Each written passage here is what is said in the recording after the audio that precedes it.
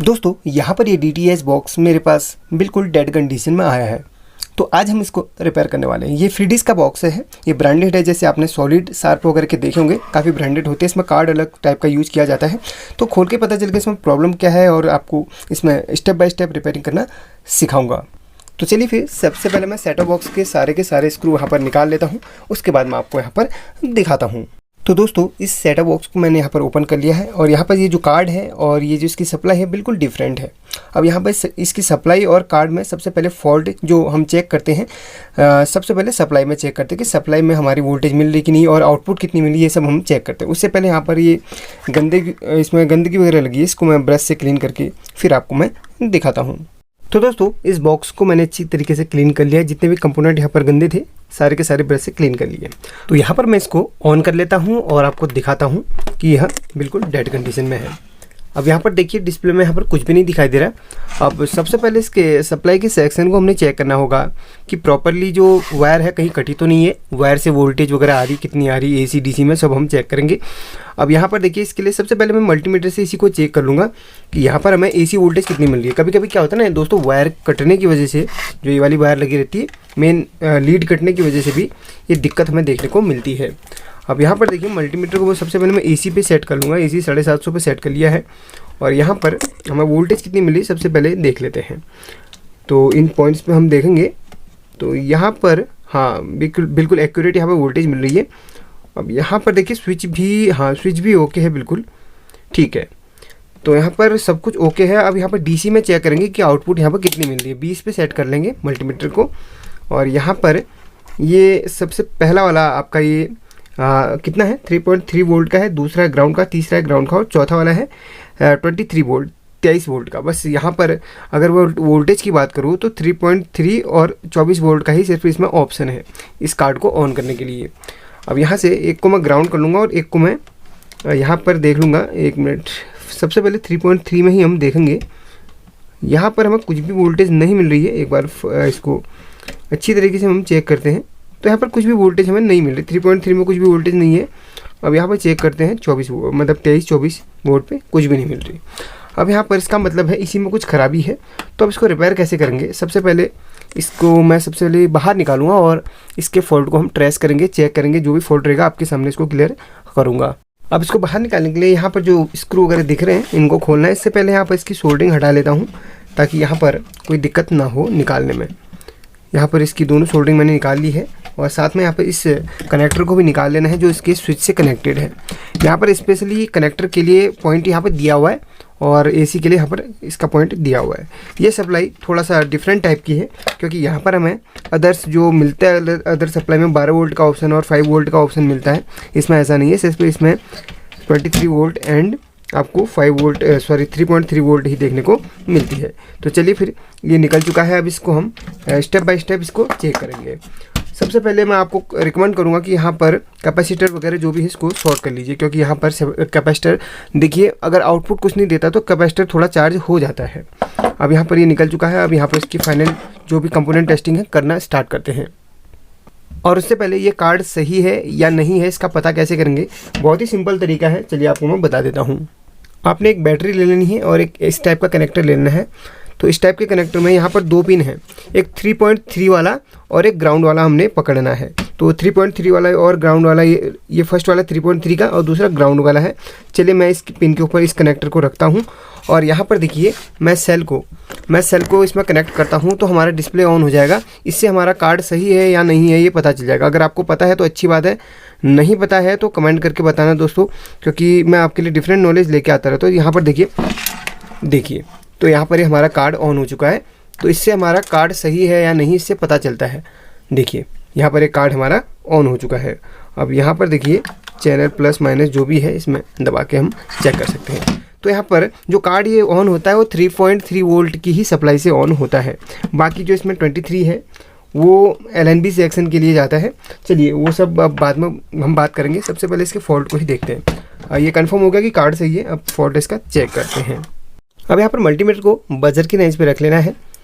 अब स्टार्टिंग से हमने सबसे पहले फ्यूज को चेक करना है। देखिए फ्यूज से हमारा स्टार्ट होता है, तो फ्यूज से ही चेक करना है। वैसे कैपेसिटर चार्ज हो रहा था तो फ्यूज वैसे नहीं उड़ा होगा। चलिए आपको बताने के लिए यहाँ पर दिखा देता हूँ। फ्यूज यहाँ पर बिल्कुल ओके है। फ्यूज के बाद जस्ट यहाँ पर फ्यूज के बाद कौन सा कंपोनेंट लगा इसको ट्रैक करते हैं। देखिए ये फ्यूज है, फ्यूज के बाद यहाँ से इस जगह पे तो यहाँ पर स्विच का एक कनेक्टर है, सॉरी यहाँ पर स्विच का कनेक्टर है, सॉरी इस तरफ को हम देखेंगे। यहाँ से एसी लाइन इनपुट हुई, ये फ्यूज होते हुए यहाँ पर एक यहाँ से यहाँ तक ये स्विच का कनेक्टर यहाँ पर इस तरफ लगना है। तो स्विच का कनेक्टर लगने के बाद यहाँ से सर्किट पूरा हुआ। एक लाइन ये गई आपकी और एक लाइन यहाँ से ये वाली चली गई। तो यहाँ से और यहाँ से ये क्या लगा, इंडक्टर कॉइल। तो इस कॉइल को हम सबसे पहले चेक करेंगे। दोस्तों कॉइल के दो पार्ट होते हैं, एक लाइव का एक न्यूट्रल का। मतलब यहाँ से लाइव और यहाँ से न्यूट्रल बह रही है। बीच में इसकी पट्टी जो देख रहे हैं आप, ये इसके बीच में ये इसलिए लगाएगी ताकि आपस में टकराए ना, मतलब आपस में टकरा के शॉर्ट ना हो। तो एसी और एसी की जो लाइन है यहाँ से बह रही है लाइव और न्यूट्रल। तो यहाँ पर जो कॉइल चेक होगी वो इस तरीके से होगी। देखिए यहाँ पर, क्योंकि यहाँ से यहाँ तक ये कॉइल का कनेक्शन है, ये लाइव का ये न्यूट्रल का, ठीक है। तो कॉइल जो है हमेशा सीरीज पे लगती है। तो यहाँ पर ये भी मतलब इसके लाइव और न्यूट्रल का ओके है। अब यहाँ से ये ब्रिज रेक्टिफायर है, यहाँ पर 1 2 3 4, यहाँ पर देखिए यहाँ पर 4 डायोड लगी हैं जो कि एसी को डीसी में बदलती हैं। ये देखिए यहाँ से आपका फ्यूज से कनेक्टर होते हुए इसमें आपका एसी आ गया। अब रेक्टिफायर पे जाएगा। रेक्टिफायर बोले तो 4 ब्रिज डायोड इसमें लगी हुई हैं, मतलब 4 डायोड लगी हैं जिनका जो वैल्यू आपको बताऊँ तो 5399 है। लगभग 1.5 एम्पियर के डायोड हैं। इस पर मैंने बनाए रखी है वीडियो, डायोड एम्पियर क्या होता है, इसको कैसे हम चेक कर सकते हैं और इसकी कोडिंग वगैरह क्या होती है, सब मैंने बता के रखा हुआ है। इस वीडियो के एंड पे उस वीडियो को मैं दे दूँगा। अब यहाँ पर हमने चारों के चारों डायोड को चेक करना है। आप ऐसे कीजिए, भले वैसे कीजिए, जैसे भी करते हैं। चलिए ऐसे ही आपको दिखाने के लिए भी हो जाएगा। तो इसको इस तरीके से हमने चेक करना है चारों डायोड को। भाई डायोड शॉर्ट तो नहीं है, कोई ख़राब तो नहीं है। तो इस तरीके से हमने चेक करना है। डायोड कभी भी ख़राब होती है तो जंपर जैसा बिहेव करती है, मतलब जंपर जैसी बन जाती है। भले वो जेनर हो, भले नॉर्मल डायोड हो, तो जंपर बनेगी तो फ्यूज उड़ा देती है। वैसे डायोड फिर भी हम कंफर्मेशन के लिए चेक कर लेंगे। अब यहाँ पर देखिए डायोड जब भी ख़राब होती है एक तरफ से बीप देती है। जब वैल्यू दे रही है तो डायोड ख़राब नहीं है। तो उल्टे सुल्टे में चेक करेंगे, उल्टे में कोई भी वैल्यू नहीं आनी चाहिए। तो इस तरीके से आप डायोड को चेक कर सकते हैं। तो दूसरे नंबर की डायोड और यहाँ पर तीसरे नंबर की डायोड एक तरफ से वैल्यू देनी चाहिए। चलिए इस तरीके से, हाँ देखिए बिल्कुल ओके है। तो ये चौथे नंबर की डायोड, इसको उल्टे तरह से चेक करेंगे तो यहाँ पर वैल्यू दे देगी। तो चारों के चारों डायोड कंफर्म हो गया कि ओके हैं। इसके बाद जस्ट बाद एनटीसी लगा होता है। एनटीसी जो कि यहाँ पर मैंने इस पर कल वीडियो बनाई थी, दूसरे चैनल पर अपलोड करी थी। दोस्तों मेरा एक दूसरा चैनल भी है जो टेक हेल्प एंड गाइड के नाम से है। इस वीडियो के डिस्क्रिप्शन में या फिर आपको कमेंट बॉक्स में मिल जाएगा, तो वहाँ जाके आप उस चैनल को भी देख सकते हैं। वहाँ पर मैं डेली वीडियोज़ अपलोड करता रहता हूँ आप लोगों के सीखने के लिए। आप लोग जाइए और अच्छा अवसर है, आप सीखिए। अब यहाँ पर जो एनटीसी है, एनटीसी हमेशा सीरीज पे लगता है। एनटीसी जो है थर्मिस्टर की ही कैटेगरी में आता है। तो यहाँ पर इसके तापमान के अकॉर्डिंग इसका रेजिस्टेंस चेंज होता रहता है। तो जैसे एनटीसी को हीट करते हैं तो इसका जो है रेजिस्टेंस डाउन हो रहा है और डाउन होते जाता है, और इसको अगर हम ठंडा करेंगे तो इसका रेजिस्टेंस उठता जाएगा। इस पर मैंने डिटेल वीडियो में उसको जरूर देखें। यहाँ पर देखिए एनटीसी का यूज इसलिए किया जाता है क्योंकि सर्किट बोर्ड के वोल्टेज के हिसाब से इसके जो रेजिस्टेंस हैं वो एडजस्ट होते रहते हैं। जो जैसा इसका तापमान है वैसे ही रेजिस्टेंस एडजस्ट होते रहेंगे। मतलब ये प्रोटेक्शन के लिए लगाया जाता है। एमओबी और ये सब प्रोटेक्शन के लिए यहाँ पर यूज़ करे जाते हैं। तो एनटीसी को चेक करेंगे। एनटीसी हमारा हाँ बिल्कुल ओके है। नॉर्मल टेम्परेचर अभी इसका 8 है, ठीक है, बिल्कुल ओके है। अब यहाँ पर इसके बाद है कैपेसिटर, जो कि हमारा यहाँ से ये आपका एनटीसी की लाइन आ गई, मतलब एनटीसी सीरीज में लग गया। तो ये आपका ये है पॉजिटिव, ये पॉजिटिव है कैपेसिटर, जो कि रेक्टिफाई होकर यहाँ से आ गया है एनटीसी होते हुए कैपेसिटर के मेन पॉजिटिव पे। अब यहाँ से रेक्टिफायर के नेगेटिव निकली जो कैपेसिटर के नेगेटिव पॉइंट पे जा रही है। तो ये कैपेसिटर का नेगेटिव पॉइंट है, तो यहाँ पर हमें प्लस और माइनस मिलनी चाहिए। सॉरी, प्लस माइनस जब ऑन सर्किट में चेक करेंगे तब मिलेगी। फिलहाल यहाँ पर हमें बीप नहीं मिलनी चाहिए, क्योंकि बीप मिलती है तो इसका मतलब है फुल्ली शॉर्ट आगे सर्किट है। तो पहले चेक कर लेंगे। तो कैपेसिटर में यहाँ पर कोई भी बीप नहीं मिली, वैल्यू ओके। तो दोस्तों मैं कभी भी ऑफ सर्किट में ही यहाँ पर चेक करता हूँ किसी भी कंपोनेंट को, किसी भी फॉल्ट को। देखिए नए मैकेनिकों के अकॉर्डिंग मैं हमेशा वीडियोज़ बनाता रहता हूँ, क्योंकि नए मैकेनिक सीखने के लिए जो है हमेशा मेरे चैनल पर कमेंट करते रहते कि सर डिफरेंट तरीके से सिखाओ, डिफरेंट तरीके से सिखाओ। देखिए ऑन सर्किट में वही चेक करते हैं जो प्रोफेशनल मैकेनिक हैं, जिन्हें आता है, जिन्हें जानकारी है कहाँ पर क्या वोल्टेज मिलनी चाहिए, कहाँ पर क्या वोल्टेज मिलनी चाहिए। नए मैकेनिकों के लिए बस बेसिक कंपोनेंट की आप जानकारी रखिए, उसके बाद आप ऑफ सर्किट में भी चेक कर सकते हैं। आपको ईजीली आपको कोई भी फॉल्ट आसानी से पता चल जाएगा। देखिए यहाँ पर कैपेसिटर का कंप्लीट हो चुका है और इसके बाद यहाँ पर इस जगह पे क्या है, इस जगह पे यहाँ पर देखिए यहाँ पर और यहाँ पर एक कैपेसिटर मिल रहा है यहाँ पर हमें। तो इसमें भी कोई शॉर्टिंग नहीं है। कैपेसिटर बोले तो ये नीला वाला, ये भी कैपेसिटर की कैटेगरी में आता है। ये नीला वाला ये कैपेसिटर की कैटेगरी में आता है और इसे हम पीएफ भी कहते हैं।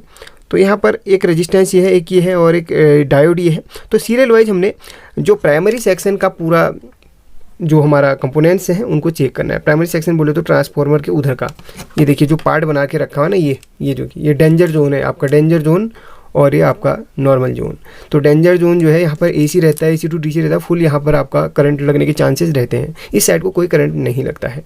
तो ये प्राइमरी और ये सेकेंडरी। प्राइमरी सेक्शन के सभी हमने कंपोनेंट चेक करने हैं। कंपोनेंट चेक करने का अगर आपको पता रहेगा कि कौन सा कंपोनेंट कैसे चेक किया जाता है तो आपको सारा A to Z काम आसानी से आ जाएगा। इसलिए मैं हमेशा आपको बेसिकली कुछ ना कुछ सिखाता रहता हूँ। अब यहाँ पर देखिए, यहाँ पर एक रेजिस्टेंस है, दूसरी रेजिस्टेंस है और तीसरी डायोड है। तो इनको चेक करेंगे। तो रेजिस्टेंस की अगर वैल्यू आपको नहीं आती है, चलिए मुझे तो पता है कि कौन कितने ओम्स का है या फिर कौन कितने किलो ओम्स का है, फिर भी आपको मैं यहाँ पर सिखा देता हूँ। यहाँ से यहाँ तक एक रेजिस्टेंस लगी हुई है, इसमें कुछ भी शो नहीं कर रहा। अब मल्टीमीटर को थोड़ा सा हम बढ़ा लेंगे, चलिए 200 पे सेट कर लेते हैं और इस रेजिस्टेंस को हम देखते हैं कि ये बिल्कुल ओके है या फिर नहीं है। तो ये रेजिस्टेंस हमारा 56 किलो ओम्स दिखा रहा है। देखिए एक और मेथड है, अगर आप यहाँ पर सीखना चाहते हैं, देखना चाहते हैं, देख सकते हैं। आप गूगल प्ले स्टोर से इलेक्ट्रॉनिक्स कैलकुलेटर आप डाउनलोड कर लीजिए। तो यहाँ पर आपको रेजिस्टेंस का निशान मिलेगा। तो यहाँ पर देखिए 4 बैंड है, 4 बैंड रेजिस्टेंस पे जितने कलर लगे हुए हैं वो बैंड कहलाते हैं, 1 2 3 4। तो 4 बैंड का है तो यहाँ पर सिलेक्ट कर लिया। अब रेजिस्टेंस में जो जो कलर हमें मिल रहे हैं उसमें डाल देने हैं। देखिए वो 56 किलो ओम्स का था तो उसी के हम कलर डालेंगे। तो सबसे पहला कलर हरा है, दूसरा नीला है, तीसरा है आपका नारंगी वाला और चौथा आपका है ये गोल्डन। तो यहाँ पर कितना किलो ओम्स लिखा आ रहा है देखिए, बिल्कुल आपको यहाँ पर हाथों हाथ रेजिस्टेंस को भी चेक करना मैंने बता दिया। 56 किलो ओम्स और उसके जो ये टोलरेंस है वो 5% है। ठीक है, टोलरेंस यहाँ पर लास्ट वाला जो बैंड होता है टोलरेंस का होता है, वाइट होता तो 10% टोलरेंस है और ये होता है 5%। तो 3 पट्टी जो है यही आपके रेजिस्टेंस के एक्चुअल वैल्यू को मेजर करते हैं। ठीक है, आपको बता दिया। दूसरा तरीका भी ये बेस्ट लगा। अगर वीडियो अच्छी लग रही है तो लाइक ज़रूर करना यार। साथ में अब यहाँ पर देखिए इस रेजिस्टेंस को भी चेक करना है और इस डायोड को भी चेक करना है। ये रेजिस्टेंस देखिए मैं आपको मल्टीमीटर से ही बताता हूँ, मल्टीमीटर के थ्रू बेस्ट है। अब यहाँ पर देखिए इस रेजिस्टेंस की कितनी वैल्यू है, तो यहाँ पर देखिए इसको डाउन करते हैं, इसका मतलब कुछ ही ओम्स का है यह। तो यहाँ पर देखिए यहाँ 2 ओम्स का है, मतलब एज ए फ्यूज यहाँ पर यूज़ करा है इनने, बिल्कुल सही बात है। अब यहाँ पर इसके जस्ट नीचे एक डायोड है, तो डायोड को चेक करेंगे। डायोड ख़राब नहीं होनी चाहिए। देखिए डायोड अपनी एक्चुअल वैल्यू बता रहा है, कोई दिक्कत नहीं है। वैल्यू डायोड की 500 600 जितनी भी आ सकती है, लेकिन बीप नहीं करना चाहिए। ठीक है, बीप नहीं करना चाहिए। हाफ शॉर्टिंग भी अगर हो सकता है, डायोड कभी कभी हाफ शॉर्टिंग भी होती है। हाफ शॉर्टिंग की समस्या डायोड में नहीं आती है। आपको डाउट लगता है अगर जो डायोड नॉर्मली 500 600 की रेंज दे रहा है, मतलब वहाँ पर अगर कम आ रहा है तो आप उसको चेंज कर ही दीजिएगा। फिलहाल यहाँ पर डायोड बिल्कुल ओके आपको दिखा दिया। अब यहाँ पर देखिए ये देखिए यहाँ पर एक ट्रांजिस्टर का यूज़ किया है जिसका नंबर है 13005। ट्रांजिस्टर बहुत टाइप के होते हैं, इस टाइप का भी होता है, अलग अलग टाइप के, और ये भी ट्रांजिस्टर की ही है। देखिए यहाँ पर इसके जस्ट पास में ये वाला दिख रहे हैं, ये भी ट्रांजिस्टर ही है ये। तो सभी ट्रांजिस्टर को चेक करने का एक ही मेथड है कि कंटिन्यूटी मोड पे आप ट्रांजिस्टर की तीनों लेग पे आप एक दूसरे को आप चेक करके देखिए। कहीं पर बीप मारता है, 2 लेग आपस में शॉर्टिंग बताता है, तो ट्रांजिस्टर आपका ख़राब है। चलिए फिर इन दोनों लेग को सबसे पहले मैं चेक करता हूँ। तो यहाँ पर बिल्कुल है, कोई भी बीप वगैरह नहीं आ रही, बिल्कुल ओके है। और यहाँ पर दोस्तों 1 मिनट आपको एक चीज़ दिखाना चाहता हूँ। अचानक से मेरे छोटे से फॉल्ट पे नज़र पड़ चुकी है। तो यहाँ पर देखेंगे आप, देखिए कितना बारीक फॉल्ट है, कितना बारीक फॉल्ट है। इस जगह पे देखिए प्रिंट टूटा है, देखिए ये वाला देखिए यहाँ पर इस तरीके से प्रिंट टूटा है। देखिए बिल्कुल नज़र नहीं आ रहा, बहुत ही बारीक फॉल्ट है। जब हम ट्रांजिस्टर तक पहुँचे तब जाके पता चला कि ये टूटा हुआ है। अभी भी कंफर्म नहीं है कि ये इसके टूटने की वजह से सर्किट डेड हुआ है या फिर कोई और फॉल्ट है। ठीक है, चलिए यहाँ पर फिलहाल तो ये टूटा हुआ है, ये हमें कंफर्म हो गया है। अब ट्रांजिस्टर को चेक ही कर लेते चलिए। आपने अभी तक जो है सीखा, तो हो सकता है आपके कोई और फॉल्ट का जो है सोल्यूशन हो जाए। फिलहाल यहाँ पर सिखाऊंगा तो मैं पूरा ही, आप देखें ना देखें आपकी इच्छा है, सिखाऊंगा मैं पूरा ही। अब यहाँ पर ट्रांजिस्टर को चेक कर लेते चलिए। प्राइमरी सेक्शन का यहाँ पर कंप्लीट कर लेता हूँ। ट्रांजिस्टर की 3 लेग है, 1 2 3, तो 2 को चेक कर लिया था, 2 को यहाँ पर चेक कर लिया। कोई भी यहाँ पर बीप या फिर कोई भी यहाँ पर कंटिन्यूटी नहीं आ रही है, ट्रांजिस्टर हमारा ओके है। अब ठीक है, इसके जस्ट बाद यहाँ पर ये ट्रांजिस्टर को भी लगे हाथ चेक कर ही लेते हैं। इसकी तीनों लेग ये हैं, तो देखिए ये ट्रांजिस्टर, एक मिनट, ये ट्रांजिस्टर भी हमारा ओके है, ये ट्रांजिस्टर भी ओके है। वैसे फॉल्ट पे नज़र पड़ ही गई है, तो इससे पहले मैं प्राइमरी सेक्शन कंप्लीट करवा लेता हूँ। और ये जो हरा वाला है ये कैपेसिटर है, ये कैपेसिटर, इन दोनों को चेक करेंगे। कोई भी यहाँ पर बीप नहीं आना चाहिए दोनों कैपेसिटर से। देखिए कोई भी वैल्यू शो करता है तो कोई दिक्कत नहीं है, अपने आप करता है, कोई प्रॉब्लम नहीं है, बस बीप नहीं मारना चाहिए। देखिए कैपेसिटर कोई भी वैल्यू ऐसे शो नहीं करता है। अब ये वाले कैपेसिटर बेसिकली नहीं करते हैं। अब आप कंफर्म करना चाहते हैं तो किसी भी कंपोनेंट में आपको बीप सुनाई देती है तो उस कंपोनेंट को आप सर्किट से निकाल के चेक कीजिए। ये नहीं कि आपने सर्किट में लगे चेक कर दिया और समझ लिया भाई वो कंपोनेंट ख़राब है, ऐसा नहीं है। कंपोनेंट कभी कभी ये डायोड आपके शॉर्ट बताते हैं, मतलब बीप आती है इसमें, जो मेन रेक्टिफायर के डायोड हैं ये आपको बीप बताते हैं। लेकिन होता क्या है ना, किसी और कंपोनेंट ट्रांजिस्टर या फिर आईसी वगैरह की ख़राब होने की वजह से ही वो वहाँ पर बीप बताते हैं, ऐसा नहीं होता। डायोड अगर ख़राब आपको लगते हैं तो बाहर निकाल के चेक कीजिए, बाहर निकाल के बीप नहीं करनी चाहिए। सर्किट में लगे तो अदर कंपोनेंट की वजह से भी वहाँ पर शॉर्टिंग शो करता है। तो इसलिए यहाँ पर 2 कैपेसिटर जो हरे वाले थे उनको भी चाहिए, वो पीएफ कैपेसिटर एक ही है। तो वैसे कैपेसिटर की श्रेणी में आते हैं तो उनको पीएफ कहा जाता है। देखिए नॉर्मली काफ़ी लोग कमेंट करेंगे सर उनको पीएफ कहा जाता है, तो आप कैपेसिटर क्यों कह रहे हैं? दोस्तों वो आते कैपेसिटर की ही कैटेगरी में है, ठीक है। तो इसलिए जो चीज़ें आपको बताई जाती हैं तो कभी गलत नहीं बताई जाती है, पूरा उसमें रिसर्च किया जाता है, पूरा वहाँ पर जानकारी दी जाती है, क्योंकि हमारी वीडियोज़ न जाने कितने लोगों तक पहुँचती है। तो इस वजह से हम कोई भी चीज़ बताते हैं तो बहुत ही बारीकी से बताते हैं, उसको सोच समझ कर ही बोलते हैं। हाँ कहीं पर छोटी गलती हो जाती है तो कमेंट आप कीजिए ज़रूर, उसको हम अपने स्वीकार करके अपनी गलती को मान लेंगे, ठीक है। यहाँ पर एक जेनर दिख रही है, ये जेनर डायोड है, तो जेनर भी कभी बीप नहीं मारनी चाहिए। डायोड और जेनर डायोड को टेस्ट करने का एक ही मेथड है। तो यहाँ पर उसी तरीके से एक तरफ से जेनर वैल्यू देता है जैसे डायोड है ना, वैसे सेम, तो बीप नहीं मारना चाहिए जेनर डायोड। और यहाँ पर जो रेजिस्टेंस है इसकी क्या वैल्यू है, इसको उठा के चेक करते हैं। 20 पे सेट करते हैं, 20 के पे सेट करते हैं। अब ये 1 मिनट, 20 के पे सेट कर लिया तो इस रेजिस्टेंस की जो वैल्यू रहेगी तो यहाँ पर 2 किलो मतलब 218 मतलब 2 किलो मान के चलते हैं, ठीक है। ये अप डाउन होते रहेगा। तो यहाँ पर ये थोड़ा सा डाउन करते हैं इसको, कितने ओम्स या कितने किलो ओम्स के भी पता चल जाएगा अपन को। तो यहाँ पर इधर पे सेट करते हैं तो ये 803 ओम्स की है, ठीक है। 2000 पे दिखा रहा है, के पे नहीं दिखा रहा, तो 803 ओम्स की है। तो इतनी चीज़ चेक हो गई। अब थोड़ा सा इसको हटाते हैं और यहाँ पर ये जेनर भी लगे हाथ चेक कर लेते हैं, क्योंकि प्राइमरी हमने कंप्लीट करवाना ही है। जिनका अगर प्रॉब्लम का सॉल्यूशन हो गया हो तो वीडियो छोड़ सकते हैं, जो सीखना चाहते हो तो बने रहिए दोस्तों। जब मेरे पास आपके लिए इतना टाइम हो सकता है तो आप भी मेरे को इतना टाइम दे सकते हैं, मेरी वीडियो को इतना टाइम दे सकते हैं सीखने के लिए। तो जेनर ओके है। अब यहाँ पर ये आपका ये भी ओके है। अब क्या क्या कंपोनेंट्स बचे आपके, सब कुछ यहाँ पर क्लियर हो ही चुका है। अब यहाँ पर बस 2 यहाँ पर एक रेजिस्टेंस बची हुई है, तो इनको क्लियर कर दूँ तो हमारे प्राइमरी सेक्शन क्लियर हो जाएगा। तो यहाँ पर कोई वैल्यू नहीं दिखा रहा यार, 1 मिनट, हो सकता है ज़्यादा ओम्स की हो। 1 मिनट, ये तो आपका ज़्यादा ओम्स की है भाई, इसको 2000 पे सेट करते हैं। हाँ तो यहाँ पर कितने ओम्स की है, ये किलो ओम्स में जा रही हो, ये 700 किलो ओम मान के चलिए, 3 कम है कोई बात नहीं, 700 किलो ओम के आसपास की है, 697 मान के चलिए कोई बात नहीं। तो यहाँ पर ये 700-800 किलो ओम्स की है, ठीक है। तो दोनों रेजिस्टेंस यहाँ पर ओके हैं, तो रेजिस्टेंस भी ओके हैं। अब यहाँ पर ये जो न्यूट्रल लिंक करने वाला ये वाला है, इसके और इसके न्यूट्रल को मतलब अलग अलग करता है। अगर शॉर्ट होने के बाद वैसे एक कर देता है। अगर कभी भी आपका सेट ऑफ बॉक्स की बॉडी करंट मार रही हो तो इस कैपेसिटर को आपने चेंज कर लेना है, क्योंकि ये प्राइमरी और सेकेंडरी के सेक्शन के जो न्यूट्रल हैं उसको एक कर देता है यहाँ पर ये जो कैपेसिटर है। तो ये कैपेसिटर आपका ये भी ओके है, कोई बीप नहीं दे रहा, कोई वैल्यू नहीं दे रहा, ओके है। अब यहाँ पर देखिए ऑप्टो कपलर पे भी चल देते, क्योंकि ये प्राइमरी और सेकेंडरी के से सटा रहता है। तो ऑप्टो कपलर की ना एक चीज़ बता दूँ आपको, ऑप्टो कपलर का भी बता देता हूँ, समझा देता हूँ थोड़ा सा। ऑप्टो कपलर जो ये आप देख रहे हैं 2 एक तरफ 4 लेग वाला है। तो ऑप्टो कपलर के बारे में मैंने डिटेल वीडियो बनाई है, उसकी भी लिंक मैं इस वीडियो के एंड पे दे दूंगा। ऑप्टो कपलर की जो एक पॉइंट आप देख रहे हैं ना, वो वहाँ से आप लेग गिनना स्टार्ट करेंगे 1 2 3 4। तो ऑप्टो कपलर में ये पॉइंट जो दिख रहा है 1 और 2, ये लेग अलग होती है और ये अलग होती हैं। ऑप्टो कपलर दो कंपोनेंट से मिलकर बना होता है, फोटो ट्रांजिस्टर और एलईडी से। तो यहाँ पर इसमें जो है जो आपस में स्विचिंग करता है, तो अंदर एक लाइट फोटो ट्रांजिस्टर के बेस पे पड़ती है, तो उस हिसाब से यह स्विचिंग करता है। तो कभी भी आप ऑप्टो कपलर चेक करें तो इसकी फर्स्ट, दूसरी और तीसरी, चौथी को अलग अलग चेक करें। मतलब फर्स्ट दूसरी आप चेक करेंगे तो वहाँ पर आपको देखिए वहाँ पर कुछ ना कुछ वैल्यू देगा, नहीं भी दे सकता, कोई बात नहीं। तो यहाँ पर फर्स्ट दूसरी लेग आप चेक करेंगे तो हाँ ये वैल्यू दे रहा है, ये बिल्कुल ओके है। तो ये एलईडी का रहता है और ये आपका ट्रांजिस्टर का रहता है। देखिए तो यहाँ पर देखेंगे हम तो यहाँ पर कोई वैल्यू नहीं दे रहा है, क्योंकि इसकी बेस की पिन अंदर रहती है। ट्रांजिस्टर की आप कहेंगे यार 3 पिन होती है, तो इसकी बेस की पिन अंदर रहती है, जिस पर ये एलईडी से एक छोटी सी एलईडी से प्रकाश पड़ता है, तो और ये स्विच होके इसको ऑन कर देता है। इतना आप याद रखिएगा। तो यहाँ पर इसका जो आपको बता दिया, बाकी जो है इसको टेस्टिंग करने का जो तरीका रहेगा, इसका जो फर्स्ट दूसरा रहेगा इसमें आपको कुछ वैल्यू दिखाई देगा और तीसरे चौथे में आपको कोई भी वैल्यू नहीं दिखाई देगा। ठीक है, ये कंफर्म आपका हो चुका है।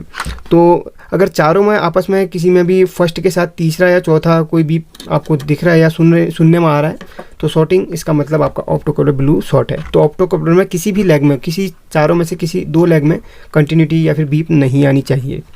तो यहाँ पर हमारा प्राइमरी सेक्शन बिल्कुल क्लियर हो चुका है।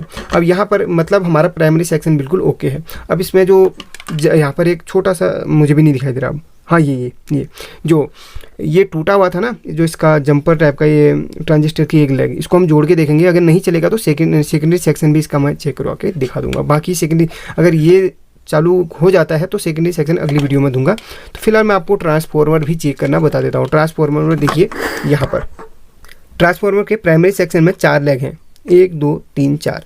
तो 2 लेग जो, एक मिनट सेट कर लूँ मल्टीमीटर, 2 लेग जो बाहर की हैं उनमें आपको बीप सुनाई देगी इस तरह। एक मिनट, मल्टीमीटर को मैं कंटिन्यू पे ले आता हूँ और थोड़ा सा इस तरीके से दिखाऊँ तो और आपको इजीली और अच्छी तरीके से दिखाई देगा। जो ट्रांसफॉर्मर है, तो यहाँ पर ट्रांसफॉर्मर की एक वायरिंग यहाँ से स्टार्ट हुई है और यहाँ पे एंड होती है। तो इस तरीके से यहाँ पर इसको वाइंडिंग का पहला और लास्ट सिरा ये है एक तरफ का, और एक इसके दोनों लेग इसके बीप मारेंगे। तो 2 बाहर के और 2 अंदर के बीप मारेंगे और इनमें कुछ नहीं आएगा और इन दोनों में कुछ नहीं आएगा। ठीक है, काफ़ी सारे लोग क्या करते हैं इन दोनों को और इन दोनों को चेक करेंगे, तो ऐसा नहीं करना है। तो यहाँ से और यहाँ से दोनों लास्ट वाले को और दोनों बीच वाले को चेक करना है। यहाँ पर आपको बीप सुनाई देनी चाहिए।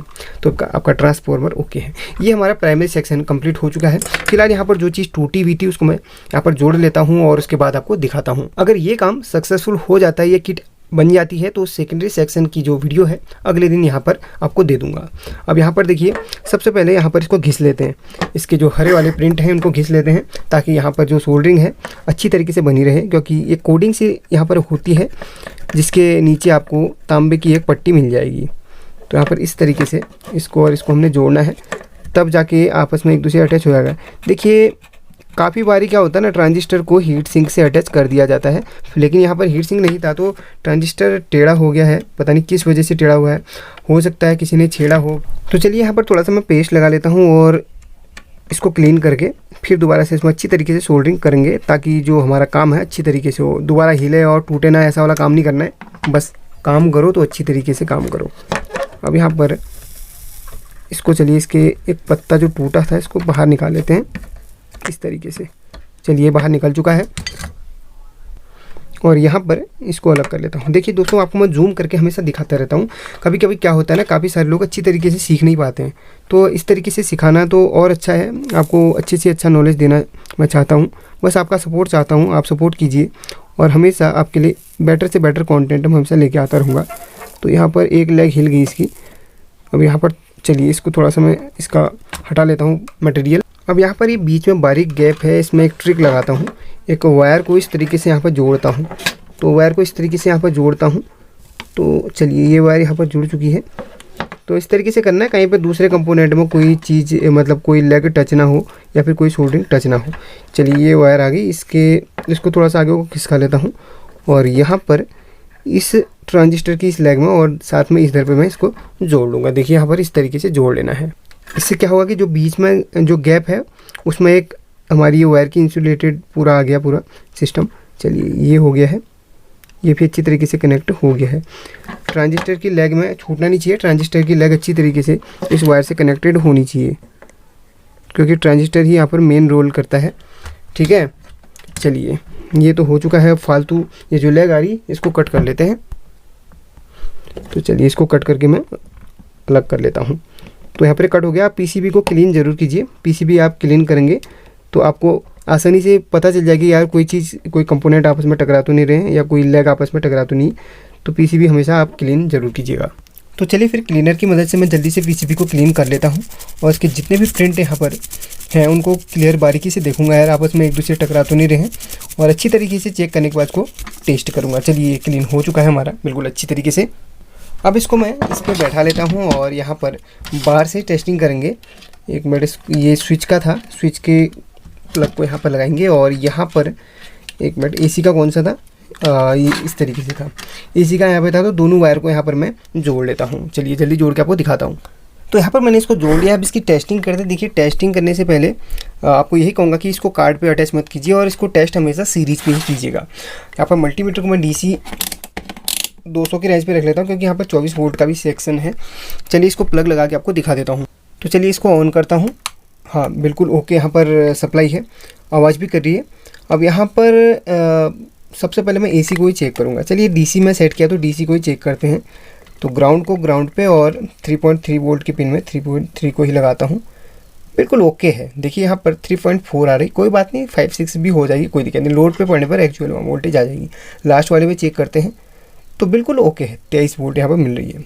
तो दोस्तों इस तरीके से हमारी सप्लाई रिपेयर हो चुकी है। और वैसे कार्ड का तो बता दिया था, आपका कार्ड ओके है। इसको ऑफ़ करता हूँ। कार्ड मैंने पहले ही चेक करवा के आपको दिखा दिया था। अब क्या करता हूँ, इसको इसमें कार्ड में अटैच करता हूँ और लगा देता हूँ। वैसे सप्लाई ओके हमारी हो चुकी है तो कार्ड भी हमारा ऑन हो जाएगा, इसमें कोई डाउट नहीं है। तो सबसे पहले मैं क्या करता हूँ, इसके स्क्रू वगैरह कस लेता हूँ, फिर कार्ड में अटैच करके आपको चेक करवा के दिखा दूँगा। क्योंकि यहाँ पर अगर कहीं पर बॉडी पर टच होता है तो सप्लाई ख़राब होगी ही, साथ में करंट भी लग सकता है। तो चलिए इसको मैं कस के दिखाता हूँ। तो यहाँ पर मैंने इसको कस लिया है। अब आपको कार्ड चेक करवा के दिखा देता हूँ। चलिए कनेक्ट हो चुका है। अब यहाँ पर इसको ऑन करता हूँ और आपको दिखाता हूँ। तो यहाँ पर देखिए कार्ड ऑन हो चुका है। कार्ड तो हमने ऑलरेडी चेक किया था, सबसे पहले कार्ड ही चेक किया था, कंफर्म किया था कि कार्ड ख़राब है कि सही है। तो इस तरीके से हमने इसको आसानी से रिपेयर कर लिया है। और साथ ही आपको इसमें बहुत सारी चीज़ें मैंने सिखा दी हैं, क्योंकि मुझे पता है कि वीडियो में काफ़ी सारे लोग विजिट करते हैं तो सभी की प्रॉब्लम अलग अलग होती है। तो मैंने एक साथ प्राइमरी सेक्शन को ही बता दिया कि भाई जिसका जो फॉल्ट होगा उसको क्लियर कर दो। और मुझे काफ़ी खुशी होती है कि आप लोगों को बेटर से बेटर मैं कंटेंट देता हूं और काफ़ी लोग सीखते हैं और मुझे अच्छा रिप्लाई देते हैं। तो सभी लोगों को मेरी तरफ से थैंक यू। इसी तरह सपोर्ट करते रहें यार। तो चलिए आज के लिए बस इतना ही, फिर मिलते हैं अगले टॉपिक पर। तब तक लिए गुड लक।